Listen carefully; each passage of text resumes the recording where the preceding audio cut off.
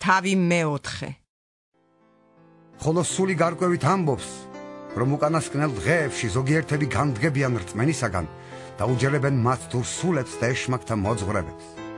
თვალთმაგცობით სრუმეტყველთ, რომელთა სინდისიც დადაღულია, რომლებიც კრძალავენ შეუღლებას და აიძულებენ თავშეკავებას საკვებისაგან, ღმერთმა რომ შექმნა, რათა მადლიერებით ჭამონ ჭეშმარიტების მორწმუნეებმა და მწოდნეებმა. ვინაიდან ღვთის გაჩენილი ყოველივე კარგია და არაფერია უარსაყოფი, თუ მადლიერებით იქნება მიღებული, რადგან იწმიდება ღვთის სიტყვით და ლოცვით. თუ ასე შთააგონებ ძმებს, იქნები იესო ქრისტეს კეთილი მსახური, რწმენის სიტყვებით და იმ კეთილი სწავლით ნაზარდი, რომლის მიმდევარიც გახდი.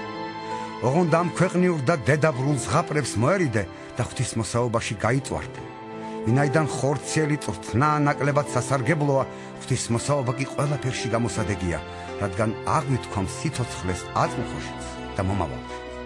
ეს სიტყვა სარწმუნოა და ღირსია სრული მიღებისა.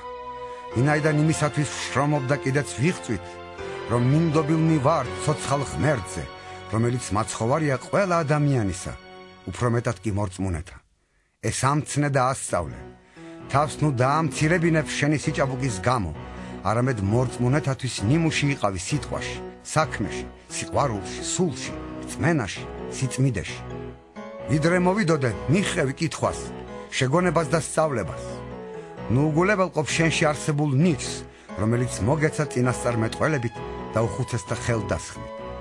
ამაზე იზრუნე და ამაზე იდექი, რათა ყველასათვის ცხადი იყოს შენი წარმატება. გაუფრთხილდი თავს და სწავლებას. ამას უერთგულე, რადგან ასეთი მოქმედებით შენს თავსაც იხსნი და შენს სმენელთაც.